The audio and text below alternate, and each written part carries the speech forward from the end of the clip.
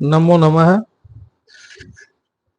विद्यानामनरस्य रूपमधिकं प्रच्छन्नगुप्तं धनं।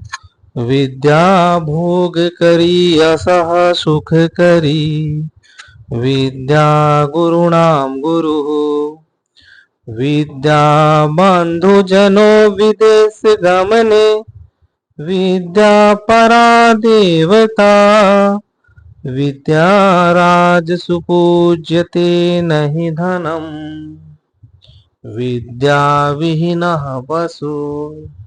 विद्या विहीनः पशु।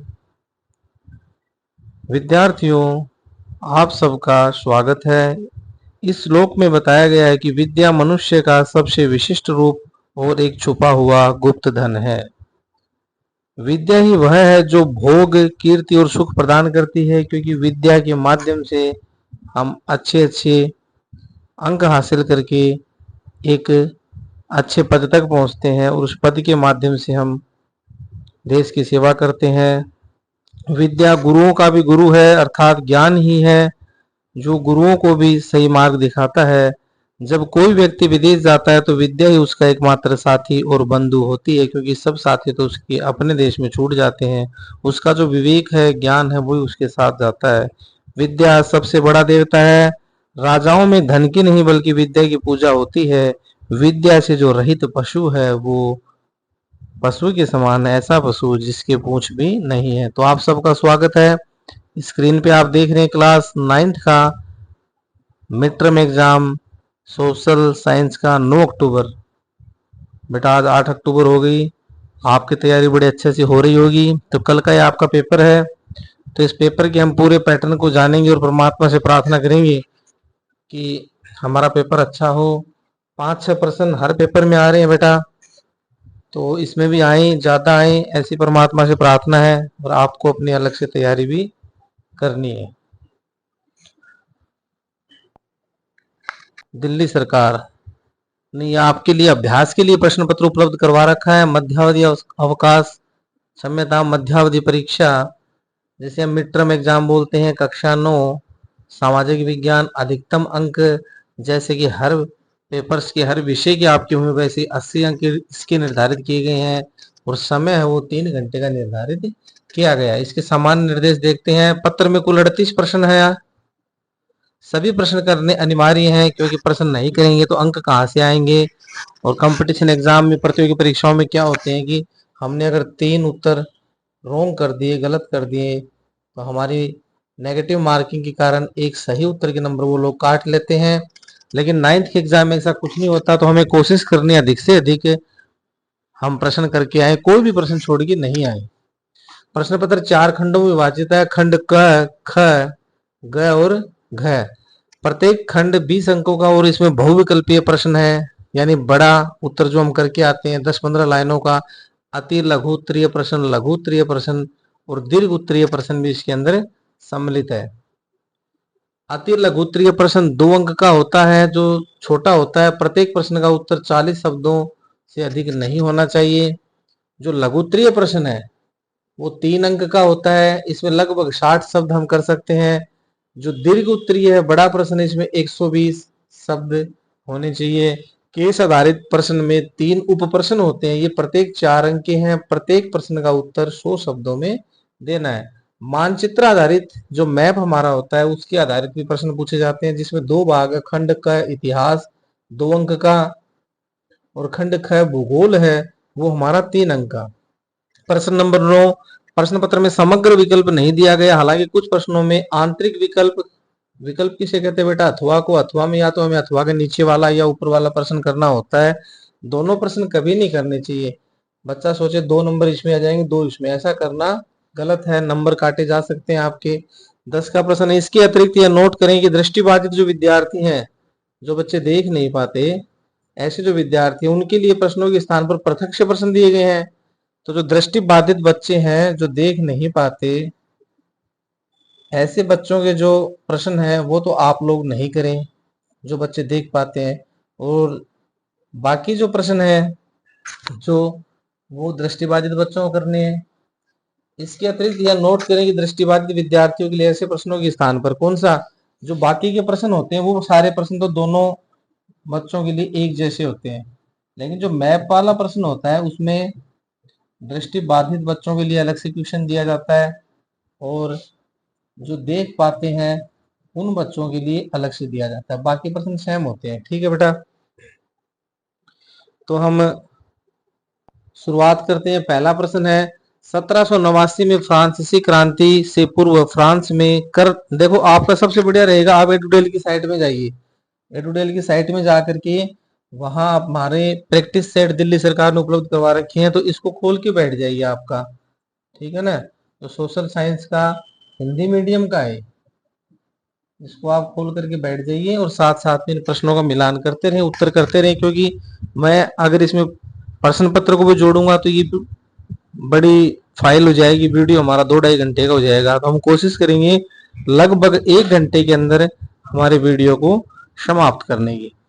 तो 1789 में फ्रांसीसी क्रांति से पूर्व फ्रांस में कर लगाने का अधिकार किसको था? जब फ्रांसीसी क्रांति हुई थी उससे पहले फ्रांस के अंदर कर कौन लगाता था, अर्थात जो टैक्स है वो कौन लगाता? तो वो लगाता फ्रांसीसी सम्राट। ठीक है, दूसरा प्रश्न है फ्रांस की उस मुद्रा का नाम बताइए जिसे 1794 में समाप्त कर दिया गया। मुद्रा का नाम है लिब्रे। प्रश्न नंबर 3, गुज्जर बकरवाल घुमंतु चरवाहा समुदाय किस राज्य अथवा केंद्र शासित प्रदेश में पाया जाता है? जम्मू और कश्मीर। प्रश्न 4, अभिकथन ए है, फिर उसकी व्याख्या आर करेगा, फिर हमें ऐसे छांटना पड़ेगा कि कथन सही है लेकिन कारण गलत है, कथन कारण दोनों सही है या फिर एक सही है। तो कथन है जैकोबिन क्लब के सदस्यों को सो कुलात के नाम से जाना गया, कारण, उसका कारण आर है जैकोबिन क्लब के सदस्य मुख्यतः समाज के कम समृद्ध हिस्से से आते थे। ठीक है, तो जो आंसर है जो अभिकथन ए एवं कारण आर, ये वाला कथन और ये जो कारण है दोनों सही हैं, एवं कारण जो आर है संकल्पना वो एक ही सही व्याख्या करता है। क्या व्याख्या की बेटा इन्होंने कि जो जैकोबिन क्लब के सदस्य होते थे वो सो कुलात के नाम से जाने जाते, ये बात इनकी सही है। और इनका जो कारण है कि जैकोबिन क्लब के जो सदस्य मुख्यतः समाज के समृद्ध हिस्से से आते थे, वो पैसे वाले थे, तो हमारा आंसर ए का राइट हो जाएगा। प्रश्न नंबर 5, कोंकणी किसान धंगर चरवाहा समुदाय के आगमन से किस प्रकार लाभान्वित होते हैं? कोंकणी किसान धंगर चरवाहा समुदाय के आगमन से कई तरह से लाभान्वित होते हैं। नंबर 1, धंगर चरवाहे मानसून के दौरान कोंकण में रहते हैं क्योंकि वहां पे उनको अपने पशुओं के लिए अच्छा चारा मिल जाता है। नंबर 2, उनके झुंड हैं जो भेड़ बकरियों के होते हैं वो कोंकण के खेतों में कटाई के बाद उगने वाले स्टबल नरकट को खाते और खेतों को खाद देते हैं, क्योंकि वो जहां चारा करेंगे वहां वो चारा खाने के बाद बैठेंगे, मींगनी वगैरह करेंगे, तो भेड़ बकरियां वहां मींगनी करेगी तो उसके अंदर अच्छी खाद हो जाएगी, ऑर्गेनिक खाद हो जाएगी। और जो नंबर 3 का जो है वो है यह किसानों के लिए एक प्राकृतिक और मुफ्त खाद का काम करते हैं जिससे मिट्टी की उर्वरकता बढ़ती है। 6 का प्रश्न देखिए, फ्रांसीसी क्रांति की शुरुआत में मध्यम वर्ग की भूमिका का वर्णन कीजिए। जो फ्रांसीसी क्रांति हुई थी उसमें जो मिडिल क्लास के लोग थे, मध्यम वर्ग था, उनकी क्या भूमिका रही? भूमिका कहते हैं उन्होंने क्या क्या किया उसके अंदर, ठीक है, उनका क्या योगदान था, उनका क्या पार्ट था, किनका? मध्यम वर्गीय लोगों का। तो बेटा इसका उत्तर आप उत्तर नंबर 6 करके लिखें। फ्रांसीसी क्रांति की शुरुआत में मध्यम वर्ग की भूमिका महत्वपूर्ण थी। क्या भूमिका थी? मध्यम वर्ग में वकील, प्रशासनिक अधिकारी, शिक्षक, डॉक्टर और व्यापारी जैसे लोग शामिल थे। उनकी भूमिका इस प्रकार थी। क्या भूमिकाएं थी? वे शिक्षित थे और उनका मानना था कि किसी भी व्यक्ति को जन्म से मिलने वाले विशेष अधिकार नहीं होने चाहिए, क्योंकि उसको अधिकार मिलेंगे ज्यादा तो वो निरंकुश हो जाएगा, वो औरों को कुछ नहीं समझेगा। नंबर 2, उन्होंने स्वतंत्रता और समान अवसरों पर आधारित समाज के विचारों को आगे बढ़ाया। कि अवसर समान होने चाहिए, व्यक्ति की जो क्वालिटी है, ठीक है, व्यक्ति का जो गुणवत्ता है, उनके आधार पर सबको चांस मिले, सबको अवसर मिले। तीसरा है, उन्होंने दार्शनिकों जैसे जॉन लॉक और रूसो के विचारों को लागू किया, विचारों को लोकप्रिय बनाया, जिन्होंने जन्म आधारित विशेषाधिकार का विरोध किया था। जो जॉन लॉक थे, जो रूसो थे, वो क्या कहते थे कि जो जन्म से आधारित, मान लो राजा का बेटा राजा, उसका बेटा राजा, उसका बेटा राजा, चाहे उसमें गुण ही नहीं हो, तो जो ये रूसो और जॉन लॉक क्या कहते थे कि उन्होंने जन्म आधारित विशेषाधिकार जो था उनका विरोध किया। जन्म से कुछ भी विशेष अधिकार नहीं मिलना चाहिए। कैसे मिलना चाहिए? कर्मानुसार। अब मान लो कोई राजा है, उसका बेटा अगर शारीरिक रूप से कमजोर है और उसको राजा बना दिया गया, शत्रु आक्रमण कर देंगे, तो राजा उसको बनाओ जो सुयोग्य हो, जो बलवान हो, जो बुद्धिमान हो, जो तर्क शक्ति वाला हो, जिसका शारीरिक बल अच्छा हो, ठीक है ना। फिर देखिए, उन्होंने तीसरे स्टेट के भीतर से नेतृत्व प्रदान किया। किसने? मध्यम वर्गीय लोगों ने। नेशनल असेंबली के गठन में महत्वपूर्ण भूमिका निभाई। अगला प्रश्न देखते हैं, 7 में ए का प्रश्न है, रोबेस्पियर के शासनकाल को आतंक का काल क्यों कहा जाता है? वर्णन कीजिए। बुरे काम किए होंगे। रोबेस्पियर जो हुए हैं, उनका जो शासनकाल, वो आतंक का शासनकाल माना जाता है, यानी डर का, भय का। क्यों माना जाता है? उत्तर देखिए इसके। 1793 से लेकर 94 तक उन्होंने शासन किया, उसको आतंक का काल कहा जाता है। उसने नियंत्रण और सजा की कठोर नीति अपनाई।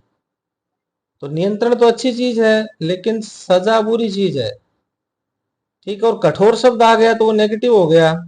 कठोर नीति नहीं होनी चाहिए। नीति कैसी होनी चाहिए? नीति है वो कैसी होनी चाहिए? थोड़ा सा उसमें लचीलापन भी होना चाहिए। फिर क्या हुआ?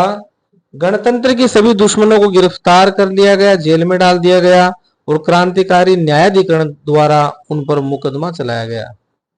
जो गणतंत्र की मांग करते थे, ऐसी जनता जो ये कहती कि लोगों के द्वारा भी कुछ राजा को बनाने के अंदर हमारा योगदान होना चाहिए, जैसे कि आज के टाइम में वोटिंग प्रणाली है, मतदान प्रणाली है, तो उनको जेल में डाल देता था, बोलने नहीं देता। तीसरा देखिए एग्जाम्पल, कि रोबेस्पियर के शासनकाल को आतंक का काल क्यों कहा जाता है? यदि दोषी पाए जाते थे तो उन्हें गिलिटिन पर चढ़ाकर मौत की सजा दी जाती, मार दिया जाता था। उसकी सरकार ने मजदूरी और कीमतों की अधिकतम सीमा तय कर रखी थी। और एक कारण आतंक का काल कहने का सबसे बड़ा कारण 5 का है कि रोबेस्पियर की नीतियों से उसके समर्थक परेशान हो गए, जिसके कारण जुलाई 1794 में उसे गिरफ्तार कर लिया गया और गिलोटिन पर चढ़ा दिया गया। ये कारण थे बेटा, 5 कारण, जो कि रोबेस्पियर के शासनकाल को आतंक का काल बताते थे। अब आपको वो प्रश्न अच्छा लगे जो मैंने ऊपर करवाया तो अच्छी बात है, वरना आप ये वाला क्वेश्चन करके आइए, अथवा मैं दोनों प्रश्न में आपको करवा देता हूँ कि फ्रांसीसी क्रांति का विश्व पर पड़े किन्हीं 5 प्रभावों को लिखना है। फ्रांसीसी क्रांति के विश्व पर पड़े 5 प्रभाव लिखने हैं। पहला, दूसरा, तीसरा, चौथा और 5वां। ये 5 प्रभाव विश्व पे पड़े, पूरे वर्ल्ड पे पड़े। क्या क्या प्रभाव थे? स्वतंत्रता और समानता के विचार। क्रांति ने स्वतंत्रता, समानता और बंधुत्व के विचारों को दुनिया भर में फैलाया कि प्रेम से रहो, स्वतंत्र रहो, भाईचारे से रहो, समान भाव से रहो। इन विचारों ने 19वीं शताब्दी में यूरोप में राजनीतिक आंदोलन को प्रेरित किया। पहला कारण हो गया विश्व में पड़ने वाला, फ्रांसीसी क्रांति हुई तभी जाके यूरोप के अंदर है वो राजनीतिक आंदोलन प्रेरित हुए। दूसरा देखिए, राष्ट्रवाद का उदय। इसने राष्ट्रवाद की भावना को बढ़ावा दिया कि राष्ट्र सर्वोपरि होना चाहिए। अगर देश है हमारा वो प्रसन्न रहेगा, वो विकसित होगा, वो सुदृढ़ होगा, वो मजबूत होगा, तो ही वहां की जनता है वो मजबूत होगी, सुदृढ़ होगी, ठीक है।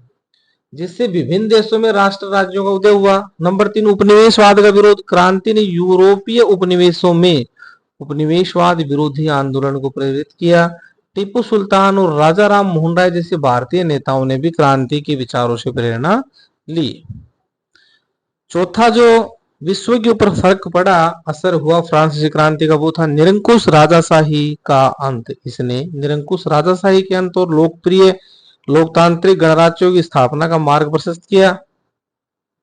पांचवा देखिए, महिलाओं के अधिकार। क्रांति ने महिलाओं को राजनीतिक और सामाजिक अधिकारों के लिए लड़ने के लिए प्रेरित किया, हालांकि उन्हें पूर्ण अधिकार तुरंत नहीं मिले। दोबारा देखिए, पांचवा, महिलाओं के लिए, महिलाओं का भी फर्क पड़ा इस क्रांति से, कि क्रांति में महिलाओं को राजनीतिक और सामाजिक अधिकारों के लिए लड़ने के लिए प्रेरित किया गया कि महिलाएं आगे आए, राजनीति में भाग ले। हालांकि उन्हें पूर्ण अधिकार तुरंत प्राप्त नहीं हुए, लेकिन एक क्रांति जगी। समझिए मेरी बात, महिलाओं के अंदर एक क्रांति आ गई। आठवां देखिए, अनुच्छेद पर आधारित प्रश्न है, तो अनुच्छेद आप अपने पेपर में निकाल के रख लीजिए बेटा। किन किन वन उत्पादों का व्यापार अंग्रेजों के आगमन से पहले से भी किया जाता था? तो क्या क्या था जो अंग्रेज आने से पहले वन उत्पाद यानी जंगल में होने वाले उत्पादन है वो होते थे? तो अंग्रेजों के आगमन से पूर्व, आगमन किसे कहते हैं? आने से, अंग्रेजों के आने से पहले भी भारत में, वो आगमन से पूर्व है। आगमन यानी आना। भारत में क्या क्या होता है? वन के उत्पादों में हाथी खाल, सींग, रेशम के कोई, हाथी दांत से बने सामान, बांस, मसाले, रेशे, रेशम जो होता है ना, घास, गोंद और राल का व्यापार किया जाता था। ठीक है, याद कर लेना इस प्रश्न को बेटा, प्रश्न रिपीट होते हैं। 8.2 का प्रश्न देखिए, अंग्रेजों के आगमन के बाद इस व्यापार में क्या परिवर्तन हुए? तो अंग्रेजों के आने के बाद क्या परिवर्तन हुए भाई? अंग्रेजों के आगमन के बाद इस व्यापार में क्या परिवर्तन हुआ? अंग्रेजों के आगमन के बाद वन उत्पादों का व्यापार पूरी तरह से सरकारी नियंत्रण में आ गया। जो पहले जनता के पास था, आदिवासियों के पास था, अब वो सरकारी नियंत्रण हो गया। और सरकार में कौन थे? अंग्रेज थे। ब्रिटिश सरकार ने यूरोपीय व्यापारी कंपनियों को कुछ इलाकों में वन उत्पादों के व्यापार का एकाधिकार दे दिया। और ब्रिटिश सरकार ने यूरोपीय जो कंपनियां थी उनको कह दिया कि आप भी इन स्थानों का अधिग्रहण कर ले, इनके अंदर कार्य करें। और एकाधिकार मतलब सर्वोच्चता वही करेंगे, वो अपनी मनमानी चलाएंगे। और स्थानीय लोगों के शिकार करने और पशु चराने पर पाबंदी लगा दी। कितना गलत हुआ स्थानीय लोगों के साथ, क्योंकि वो तो पाबंदी तो लगाएंगे, क्योंकि पूरा जो लाभ है वो ब्रिटिश लोगों को लेना था। ठीक है, 8.3 का प्रश्न देखिए, इन परिवर्तनों का निवासियों के जीवन पर क्या प्रभाव पड़ा? इन परिवर्तनों के कारण कई चारागाह और घुमंतु समुदायों की आजीविका छिन गई, क्योंकि वो घुसने नहीं देते वन के अंदर। और जो जंगल में, वन में वो लोग नहीं घुसेंगे, जो आदिवासी लोग थे, तो क्या होगा? आजीविका छिन जाएंगी। उनके पशु वगैरह है वो घास कहाँ से खाएंगे? चारागाह खत्म हो गई। इनमें से कुछ को आपराधिक कबीलों की श्रेणी में रखा गया, कुछ को अपराधी घोषित कर दिया गया और उन्हें सरकार की निगरानी में खदानों, खानों और बागानों में काम करने के लिए मजबूर किया गया कि अपने जो पैतृक काम है, पशुपालन को छोड़ के खदानों में काम कीजिए। मारते थे, पीटते थे, बगीचों में काम कीजिए, हमारे लिए चाय उगाइए। इस प्रकार उनको मजबूर किया गया। प्रश्न नंबर 9, मानचित्र आधारित प्रश्न। फ्रांस की राजधानी का नाम लिखिए। फ्रांस की राजधानी पेरिस है। मानचित्र आधारित प्रश्न बेटा, अगर आपको उसके अंदर निशान लगवाए जाते हैं पेरिस कहाँ है, तो आप देख लीजिएगा निकाल करके। फ्रांस की राजधानी का नाम पेरिस है। फ्रांस में दास व्यापार से संबंधित एक शहर, जहां दास जो व्यक्ति थे उनको दास बना के रखा जाता और उनको खरीदा बेचा जाता था। नौकर जो था, दास जो था, उसको खरीदा जाता और बेचा जाता। तो उस शहर का नाम बताइए, संबंधित एक शहर का नाम बताइए। तो शहर था नांतेस या बोर्डो, ये शहर का नाम। ठीक है, प्रश्न नंबर 10, अभिकथन ए है। ए क्या कहता है और आर क्या कहता है? तो देखो, जो आपको तो बी का उत्तर सही करना है, उसमें अभिकथन ए एवं कारण आर दोनों सही है, ठीक है। और कारण जो आर है ए की व्याख्या नहीं करता, तो आपको बी का उत्तर ठीक करना है। स्पष्टीकरण देखिए, अभिकथन ए सही है कि भारत का जो उत्तरी मैदान है अत्यधिक उपजाऊ है, और आर है, आर भी सही है कि उत्तरी मैदानों का सबसे विशालतम भाग खादर वाला इलाका है। उत्तरी भाग के अंदर जो एरिया है, जो स्थान है, उसको कहते हैं खादर, वो बहुत उपजाऊ है। हालांकि उत्तरी मैदान के उपजाऊ होने के कारण खादर नहीं है, बल्कि गंगा, ब्रह्मपुत्र और सिंधु नदियों द्वारा लाई गई जलोढ़ मिट्टी है। खादर जलोढ़ मिट्टी का एक प्रकार है जो बाढ़ के मैदानों में पाई जाती है और नहीं होती है। प्रश्न नंबर 11, भारत का कौन सा भौतिक स्वरूप, तो उत्तरी मैदान, एक प्रश्न में इसमें जो 3 प्रश्न दिए थोड़ा सा ये कंफ्यूज करने वाला है। इसमें उत्तरी मैदान स्पष्टीकरण, उत्तरी मैदान प्रायद्वीपीय पठार के किनारों एक संकीर्ण पट्टी के रूप में स्थित है। यह सिंधु, गंगा और ब्रह्मपुत्र नदियों और उनकी सहायक नदियों द्वारा लाई गई जलोढ़ मिट्टी से बना है। यह लाखों वर्ष से जमा हुई मिट्टी से बना है, जिससे यह बहुत उपजाऊ है। भारत का कौन सा भौतिक स्वरूप है, यह प्रश्न भारत का के तटीय मैदानों की विशेषताओं का वर्णन करता है। ये प्रायद्वीपीय पठार के किनारों पर स्थित अरब सागर से लेकर बंगाल की खाड़ी तक फैले हैं, और यहाँ कावेरी जैसी नदियां बहती है। तो वो स्थान कौन सा है, तटीय मैदान। लूनी नदी कहाँ बहती है, लूनी नदी एक अंतर्देशीय नदी है, अर्थात वो देश की देश में बहती है। जो नदी देश की देश में बहे उसको हम अंतर्देशीय नदी कहेंगे। यह नदी राजस्थान के थार रेगिस्तान में बहती है और कच्छ यानी गुजरात के रण में समाप्त हो जाती है, इसीलिए इसे क्या कहते हैं, अंतर्देशीय, जो देश के अंदर अंदर रहे, ठीक है। तो वो जो स्थान है हमारा कच्छ का रण है, राजस्थान है, वो क्या है, भारतीय मरुस्थल, उत्तर ए। 13 का प्रश्न है, भारत का पूर्वी पड़ोसी देश कौन सा है, बांग्लादेश है, उत्तर बी का सही है। प्रश्न 14, सिंधु नदी तंत्र की विशेषताओं को वर्णन कीजिए। सिंधु नदी तंत्र की प्रमुख विशेषताएं निम्नलिखित है। नंबर 1, सिंधु नदी का उद्गम तिब्बत में मानसरोवर झील के पास से होता है, पहली विशेषता हो गई। दूसरी विशेषता क्या है, यह भारत में जम्मू और कश्मीर के लद्दाख जिले में प्रवेश करती है। तीसरी विशेषता क्या है, इसकी मुख्य सहायक नदियां होती है जो इस नदी के अंदर आकर के मिल जाती है।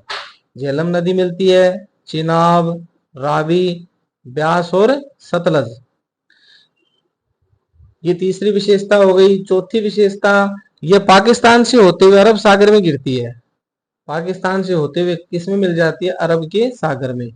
पांचवी विशेषता, यह विश्व के सबसे बड़े नदी बेसिनों में से एक है, विश्व की सबसे बड़ी, याद रखना, नदी बेसिन पूछा जाए तो इसी का नाम आएगा। 15 का प्रश्न देखिए, भारत के भौगोलिक विस्तार का वर्णन कीजिए। तो भारत का भौगोलिक विस्तार इस प्रकार है, जो आकांक्षीय विस्तार है 8 डिग्री 4 से 37 डिग्री तक, 8 डिग्री 4 नॉर्थ से 37 डिग्री 6 नॉर्थ तक। देशांतरीय विस्तार 68 डिग्री 7 ईस्ट से 97 डिग्री 25 ईस्ट। उत्तर दक्षिणी विस्तार लगभग 3214 किलोमीटर का। पूर्व पश्चिम विस्तार लगभग 2933 किलोमीटर। कुल क्षेत्रफल लगभग 3.28 मिलियन वर्ग। कर्क रेखा 23 डिग्री 30 नॉर्थ देश के लगभग बीच से गुजरती है। ये हो गया आपका भारत का भौगोलिक वर्णन, याद करके लिख के आना बेटा, प्रश्न आ जाए तो। 16 का प्रश्न है, नदियों की विशेषताएं बताइए। हिमालय की नदियों की विशेषताओं का उल्लेख कीजिए। तो हिमालय की जो नदियां होती है, एक तो 12मासी नदियां होती है, अर्थात ये बहती रहती है, ठीक है। कैसी नदियां होती हैं, 12मासी। इनका मार्ग लंबा होता है और ये गहरे गार्ज बनाती है। तीसरी विशेषता, ये मैदानी इलाकों में बड़े बड़े विसर्प बनाती है। चौथी विशेषता है मैदानी, इनके बेसिन बहुत बड़े होते हैं, और जैसे कि उदाहरण है इसका गंगा, ब्रह्मपुत्र, सिंधु। तो ये नदियों की विशेषता हो गई, बड़ी सरल 4 विशेषताएं। अगर ये प्रश्न आपको कठिन लगता है तो आप अथवा वाला ये प्रश्न करके आ सकते हैं, करके एक ही आना है। अथवा वाला प्रश्न क्या है, बी, प्रायद्वीपीय नदियों की विशेषताओं का उल्लेख कीजिए। नंबर 1, ये मौसमी नदियां हैं और इनका प्रभाव बारिश पर निर्भर करता है। कौन सी नदियां, प्रायद्वीपीय जो नदियां होती हैं ये मौसमी नदियां हैं, जब बारिश होती है उसी टाइम चलती है। इनका प्रवाह बारिश पर निर्भर करता है, अगर बारिश नहीं आएगी तो ये नहीं चलेगी। दूसरी विशेषता प्रायद्वीपीय नदियों की, इनका मार्ग छोटा और उथला होता है। तीसरी विशेषता है ये प्रायद्वीपीय पठार से निकलती है, क्योंकि नदियों का नाम भी क्या है, प्रायद्वीपीय नदियां, तो ये प्रायद्वीपीय पठारों से निकलती हैं। चौथी विशेषता है ये निश्चित मार्ग में बहती है और विसर्प कम बनाती है। पांचवी विशेषता इनके बेसिन अपेक्षाकृत छोटे होते हैं। छठी विशेषता, अब विशेषता छठी क्या, ऐसी कौन सी नदियां हैं जिनकी 5 विशेषताएं होती हैं, तो उसमें है नर्मदा, तापी, गोदावरी, कृष्णा और कावेरी। नेक्स्ट प्रश्न है प्रश्न नंबर 17, नदियों से संबंधित प्रश्न है। ए अथवा में दिया है, आपको एक करके आना है, कोई सा भी करके आइए।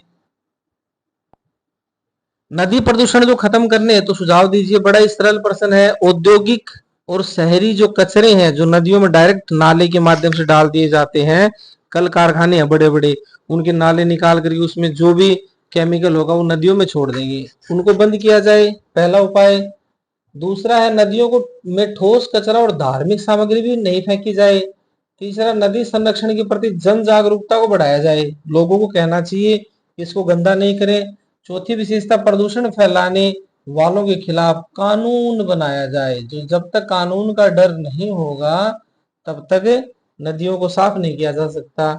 नदी सफाई परियोजनाओं को विकसित किया जाए, ये गवर्नमेंट का फ्लैग मार्च होना चाहिए, इसको साफ करने के लिए गवर्नमेंट को भी धन खर्च करना चाहिए, लोगों को जागरूक करना चाहिए। अगर ये प्रश्न आपको कठिन लगता है तो अथवा वाला आप ये प्रश्न कर सकते हैं। प्रश्न देखिए, किस देश की अर्थव्यवस्था में नदियों का महत्व लिखिए।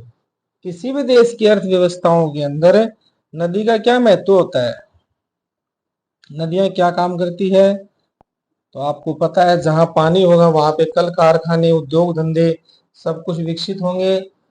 जल स्रोत, नदियां पीने, सिंचाई करने और औद्योगिक उपयोग के लिए ताजे पानी का मुख्य स्रोत है। किसी भी उद्योग धंधे के लिए, सिंचाई के लिए, खेती के लिए, जहाँ लोग रहेंगे उनको पीने के लिए चाहिए, सबके लिए क्या काम आता है, पानी काम आता है। और पानी कहाँ होता है, नदियों में। दूसरा देखो, बिजली उत्पादन, इनका उपयोग जल विद्युत ऊर्जा उत्पन्न करने के लिए किया जाता है, आपको पता होगा पानी से बिजली बनती है। तीसरा, परिवहन, ये अंतर्देशीय जल मार्गों के रूप में बहुत बढ़िया संसाधन है, नावें चलती हैं, बड़ी बड़ी बोट चलती हैं, देश की देश में भी हम चला सकते हैं।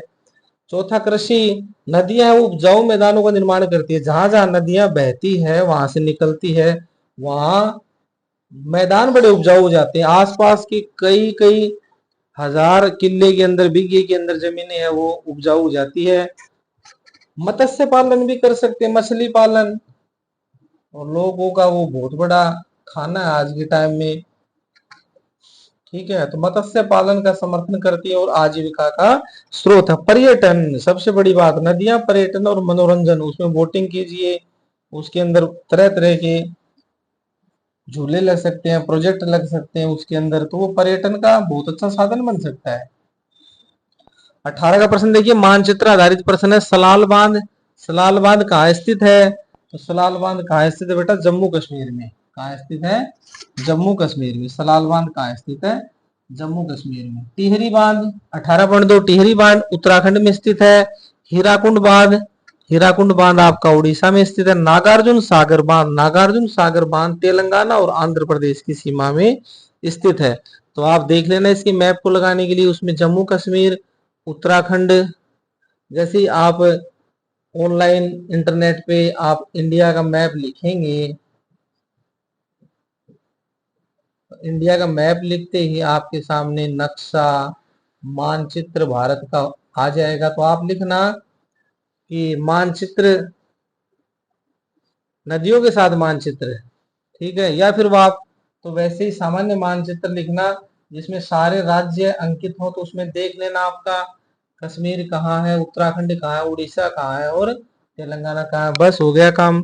प्रश्न नंबर 19, सही पारिभाषिक शब्द का चयन कीजिए। गणराज्य, शासन का प्रमुख लोगों द्वारा चुना हुआ व्यक्ति होगा, न कि किसी वंश का, गणराज्य कहते हैं उसे।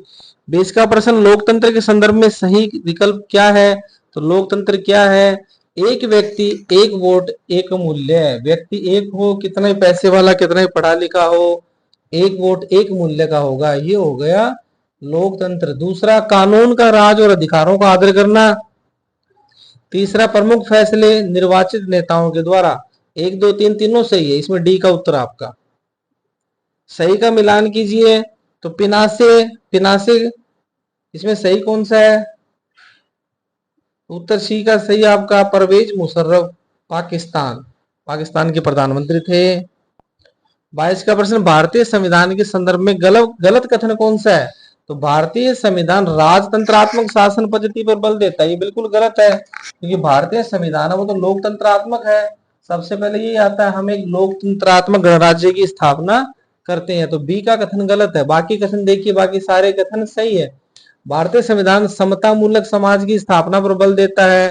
भारतीय संविधान अपने नागरिकों में बंधुता के विकास पर बल देता है। बंधुता, भाईचारा, सब भाइयों की तरह रहो।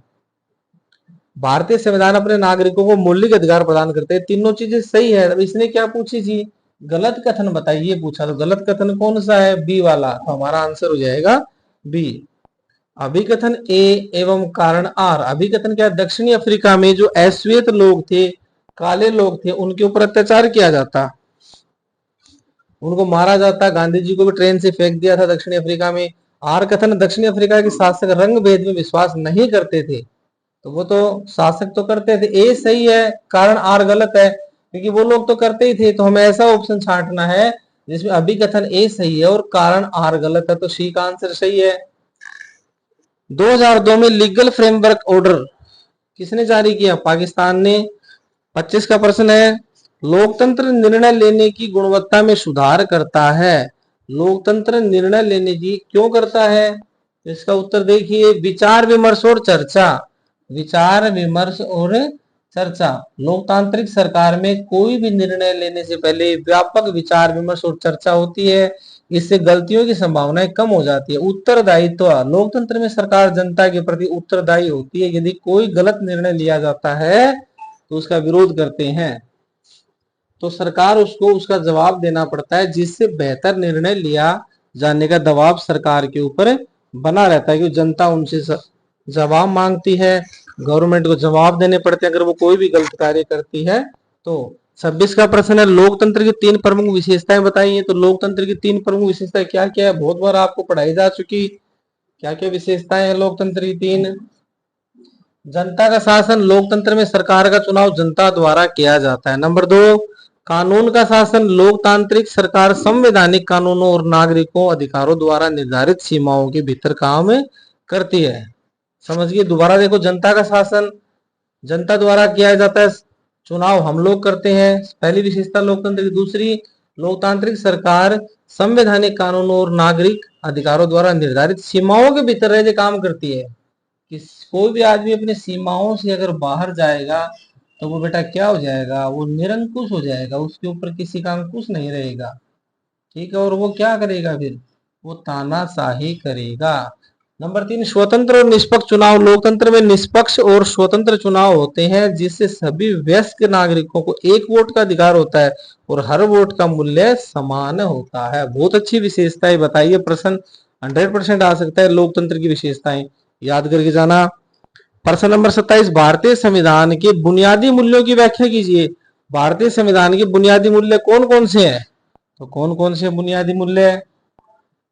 सबसे पहला मूल्य आता है आपका संप्रभुता। भारत एक स्वतंत्र राष्ट्र और किसी का बाहरी शक्ति के अधीन नहीं है। जो बाहरी शक्ति के अधीन नहीं हो उसे क्या कहेंगे? संप्रभुता।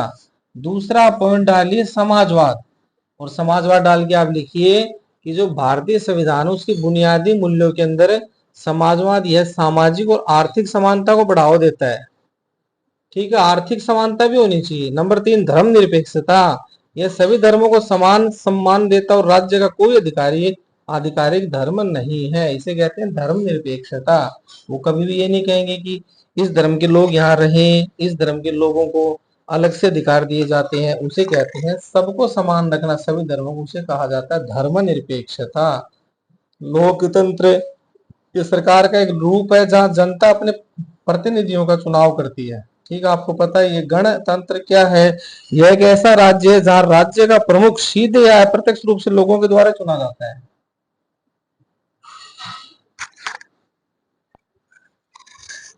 तो बेटा अगर ऊपर वाला क्वेश्चन है वो आपको कठिन लगा हो तो अथवा में आप ये वाला क्वेश्चन भी कर सकते हैं, दोनों नहीं करने, एक ही करना है। तो ये प्रश्न क्या है, किसी भी लोकतांत्रिक देश को संविधान की आवश्यकता क्यों होती है, ये आपको बतानी है। तो देखो उत्तर है, किसी भी लोकतांत्रिक देश को संविधान की आवश्यकता निम्नलिखित कारणों से होती है। नंबर 1, नियम और कानून।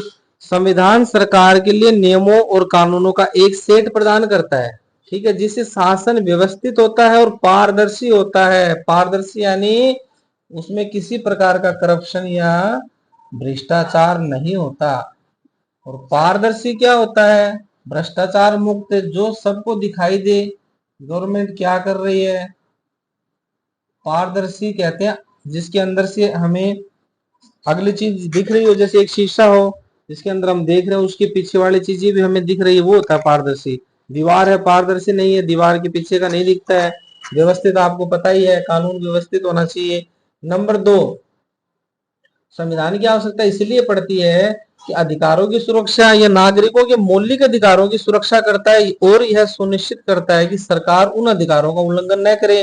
नहीं तो और जो लोग हैं, दबंग लोग हैं, तानाशाह लोग हैं, वो तो बाद में अधिकारों का उल्लंघन करेगा। सबसे पहले तो सरकार ही अधिकारों का उल्लंघन कर देगी, तो उनको कौन रोकता है, उनको संविधान रोकता है। संविधान में हम उनकी शिकायत कर सकते हैं। नंबर 3, शक्ति का विभाजन। यह सरकार के विभिन्न अंगों, कार्यपालिका, विधायिका और न्यायपालिका के बीच शक्तियों को विभाजित करती है। वो बताती है कि कार्यपालिका की क्या शक्तियां हैं, न्यायपालिका की क्या शक्तियां हैं और विधायिका की क्या शक्तियां हैं। वो एक दूसरे के कार्य में इंटरफेयर नहीं करने देती, ठीक है। नंबर 4, जनता की आकांक्षाएं। संविधान जनता की आकांक्षाओं को दर्शाता है और एक ऐसे समाज के निर्माण के लिए मार्गदर्शक सिद्धांत प्रदान करता है जो न्यायपूर्ण और समान हो, ठीक है। प्रश्न नंबर 28, दिए गए अनुच्छेद को पढ़िए, प्रश्नों के उत्तर दीजिए। अनूप के देश में शासक दल चुनाव में धांधली के माध्यम से सत्ता प्राप्त करता है। बताइए क्या आप अनूप के देश को लोकतांत्रिक देश मानेंगे? अपने उत्तर के पक्ष में तर्क दीजिए। तो धांधली तो शब्द बुरा हो गया, भ्रष्टाचार के माध्यम से कोई जीतेगा हारेगा नहीं। अनूप के देश को लोकतांत्रिक देश नहीं माना जाएगा। लोकतंत्र की एक प्रमुख विशेषता निष्पक्ष है, कोई भेदभाव नहीं होना चाहिए। निष्पक्ष, किसी का भी पक्ष नहीं लिया जाए, जो जीतेगा वो जीतेगा। जनता जिसको वोट देगी वो जीतेगा। स्वतंत्र, यदि शासक दल चुनाव में धांधली करता है तो यह लोकतंत्र के मूलभूत सिद्धांत का उल्लंघन है, मूलभूत सिद्धांत का की अवहेलना है। आकाश के देश में चुनाव समय पर होते हैं और परंतु सभी नागरिकों के मत का मूल्य समान नहीं है, ठीक है। चुनाव तो समय पे होंगे लेकिन मूल्य बराबर नहीं है। किसी का वोट के वेटेज को 50% गिना जाता है, किसी के 10% गिना जाता है। तो बताइए क्या आप आकाश के देश को लोकतांत्रिक कहेंगे? नहीं, क्योंकि मूल्य बराबर नहीं है। आकाश के देश को लोकतांत्रिक देश नहीं माना जाएगा। लोकतंत्र में हर वयस्क जो है 18 साल का नागरिक के वोट का मूल्य समान होना चाहिए। यदि सभी नागरिकों के मत का मूल्य समान नहीं है तो ये एक व्यक्ति एक वोट एक मूल्य के लोकतांत्रिक सिद्धांत का पालन नहीं करता है, ठीक है। प्रश्न नंबर 36.2, आकाश के देश में चुनाव समय पर होते हैं परंतु सभी नागरिकों के मत का मूल्य समान नहीं है, हमने पढ़ लिया। 36.3, लोकतंत्र के समर्थन में कोई दो तर्क दीजिए। तर्क देने आपको क्या तर्क दोगे? उत्तरदायी सरकार क्या है? लोकतांत्रिक सरकार जनता के प्रति उत्तरदायी होती है और उसे जनता की जरूरतों और अपेक्षाओं के अनुसार काम करना पड़ता है। नंबर 2, समानता और न्याय। लोकतंत्र सभी नागरिकों को समान अवसर और मताधिकार प्रदान करता है जिससे सामाजिक और आर्थिक न्याय सुनिश्चित हो सके। देखो एक प्रश्न कितने तरीके से घूम घूम के आ रहा है, वही बातें आ रही है क्या? सभी नागरिकों को समान अवसर, ठीक है, निष्पक्षता, पारदर्शिता, सुचारू कार्य करें। 29 का प्रश्न है, अभिकथन ए, जापान एक विकसित देश है और उसकी व्याख्या है, जापान ने मानव संसाधन पर निवेश किया। अभिकथन ए कारण आर दोनों सही है। जापान एक विकसित देश है क्योंकि उसने अपने मानव संसाधनों पर निवेश किया है, जिससे उच्च उत्पादकता और आर्थिक विकास हुआ, इसीलिए कारण आर अभिकथन ए की सही व्याख्या करता है। और यह हमें किसमें मिलता है? आंसर ए, अभिकथन ए एवं कारण आर दोनों सही है, एवं कारण जो आर है वो ए की सही व्याख्या करता है, तो आंसर हो जाएगा ए। निम्नलिखित में से कौन सा गैर आर्थिक क्रिया का उदाहरण है? गैर आर्थिक जिससे पैसे नहीं कमाए जा सके क्रिया का उदाहरण, गैर आर्थिक क्रिया वह क्रिया होती है जो लाभ कमाने के उद्देश्य से नहीं की जाती। अपने बच्चों को पढ़ाना एक ऐसी क्रिया जो माता पिता बिना किसी आर्थिक लाभ की अपेक्षा से करता है। एक क्रिया गैर आर्थिक क्या ही निकल करके बच्चों को पढ़ाना, उसमें माता पिता का कोई भी स्वार्थ नहीं होता। निम्नलिखित में से कौन सा प्राथमिक क्षेत्र से संबंधित नहीं है? सही विकल्प की पहचान कीजिए। प्राथमिक क्षेत्र में वे गतिविधियां शामिल होती हैं जो प्राकृतिक संसाधनों का सीधा उपयोग करती है, वो होती है प्राथमिक। प्राथमिक क्षेत्र किसे कहते हैं? जो कि प्राकृतिक संसाधन से जुड़ी हो, पशुपालन है, वन के अंदर से जाकर के लकड़ियां काट के कमाना है, या वन के माध्यम से कुछ प्रोडक्ट बनाना है। पशुपालन और खनन दोनों प्राथमिक क्षेत्र से संबंधित है। ठीक है, तो आंसर सी में केवल 3 और 1 ये मिलता है। 32 का प्रश्न है, मानव पूंजी है क्योंकि, क्यों है मानव पूंजी? मानव पूंजी ज्ञान और कौशल का भंडार है जो किसी व्यक्ति में होता है। यह ज्ञान और कौशल आर्थिक उत्पादन में वृद्धि करता है, तो आंसर बी का सही है। इसमें ज्ञान और कौशल है, ज्ञान कौशल होगा तभी तो व्यक्ति कमाएगा। प्रश्न नंबर 33, अनूप एक मछुआरा है। अनूप एक मछुआरा है, बताइए यह अर्थव्यवस्था के किस क्षेत्र में काम करता है? उत्तर है, मछुआरा होने के नाते अनूप प्राकृतिक संसाधनों का सीधा उपयोग कर रहा है, इसीलिए वो प्राथमिक क्षेत्र में आएगा, क्योंकि वो प्रकृति है, प्रकृति ने पानी दे रखा है, समुद्र, नदियां, झीलें, उनके अंदर मछली पालन करता है, तो वो किस क्षेत्र में आएगा? प्राथमिक क्षेत्र में आएगा। आंसर एक आपका सही है। कार्यशील पूंजी का उदाहरण बताओ। 34 का प्रश्न, कार्यशील पूंजी। कार्यशील पूंजी वह पूंजी होती है, पूंजी किसे कहते हैं? पैसों को कहते हैं, जो उत्पादन प्रक्रिया के दौरान समाप्त हो जाती है, बदल जाती है। कच्चा माल एक ऐसा ही उदाहरण है क्योंकि यह तैयार उत्पाद बनाने में उपयोग होता है। उत्तर सी, कच्चा माल। प्रश्न नंबर 35, पालमपुर में की जाने वाली किन्हीं 2 आर्थिक गतिविधियों के नाम बताइए। तो पालमपुर में बेटा क्या क्या होता है? एक तो खेती होती है और एक डेयरी यानी पशुपालन होता है।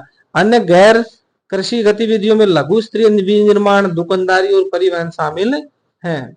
प्रश्न नंबर 36, भारत के शहरी क्षेत्रों में अधिकांशतः शिक्षित बेरोजगारी पाई जाती है। शहरों के अंदर पढ़े लिख लिए, जॉब नहीं है, रोजगार नहीं है, उसे कहते हैं बेरोजगारी। इस कथन के समर्थन में तर्क दीजिए। इसका उत्तर हो जाएगा, भारत के शहरी क्षेत्रों में शिक्षित बेरोजगारी के मुख्य कारण है शिक्षा प्रणाली। शिक्षा प्रणाली रोजगार उन्मुख नहीं है। हमने पढ़ तो लिया, इतिहास पढ़ लिया, पॉलिटिकल पढ़ ली, हिंदी पढ़ ली, सब भाषाएं पढ़ ली, लेकिन हम कुछ बनाना, निर्माण करना, घड़ी वगैरह, ट्रांजिस्टर बनाना, कपड़े सीलना, फर्नीचर बनाना कुछ नहीं जानते। डिग्री धारक है, डिग्री है हमारे पास, लेकिन कार्य करना हाथ से नहीं जानते, इसीलिए क्या बेरोजगार है। दूसरी चीज क्या है? उद्यमिता को प्रोत्साहन, युवाओं को अपना व्यवसाय शुरू करना चाहिए खुद का। वित्तीय सहायता और प्रशिक्षण प्रदान गवर्नमेंट को करवाना चाहिए। तो उपरोक्त उपाय बेरोजगारी को कम करने में सहायक हो सकते हैं। प्रश्न नंबर 38, हरित क्रांति और मानव पूंजी के बारे में बताएं। तो हरित क्रांति क्या है? हरित क्रांति एक ऐसी बेहतर उत्पादन प्रौद्योगिकी का नाटकीय उदाहरण है जो अधिक ज्ञान रूपी आगत के उपयोग से दुर्लभ भूमि संसाधन की उत्पादकता में तीव्र वृद्धि कर सकती है। ठीक है, हरित क्रांति द्वारा समर्थित किसी एक फसल का उल्लेख कीजिए, एक फसल के बारे में बताएं।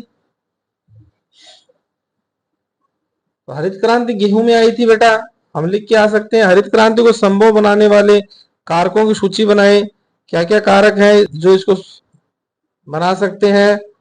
तो हरित क्रांति को संभव बनाने कारकों में बेहतर उत्पादन प्रौद्योगिकी के रूप में अधिक ज्ञान रूपी आगत का उपयोग शामिल है। तो विद्यार्थियों, ये हमारा पाठ पूरा हुआ। जो पेपर है वो आपका लेंथी होने वाला है, उसमें आपको बढ़ चढ़ के लिखना है। सोशियोलॉजी का पेपर आपका कल का बहुत से बच्चों ने डिमांड की थी, तो आज रात को पढ़िए आप, अभी अपलोड हो जाएगा 1 घंटे पर बाद में। आपको लगभग ये मानिए 5 बजे से मिलना शुरू हो जाएगा। तो और बच्चों के पास भी भेजना, कोई भी बच्चा इससे वंचित न रहे बेटा, ठीक है, क्योंकि सर्वेषाम दानानाम ब्रह्म दानम विशिष्यते, विद्या का दान सबसे बड़ा दान है। और बच्चों के पास भेजना। और जो आगे की पीछे की और एक्स्ट्रा पेपर आपको देखने पहले से ही, तो आप जब हमारे चैनल पे जाते हैं, यूट्यूब चैनल अपना, आप है ना शेयर करने का वेट मत किया करो, सर ग्रुप में शेयर करेंगे, कई बार शेयर हो भी नहीं पाता। MI क्लासेज बनते जाएंगे तो उसके अंदर लिस्टें हैं, जिसको क्या बोलते हैं हम, प्ले लिस्ट बोलते हैं।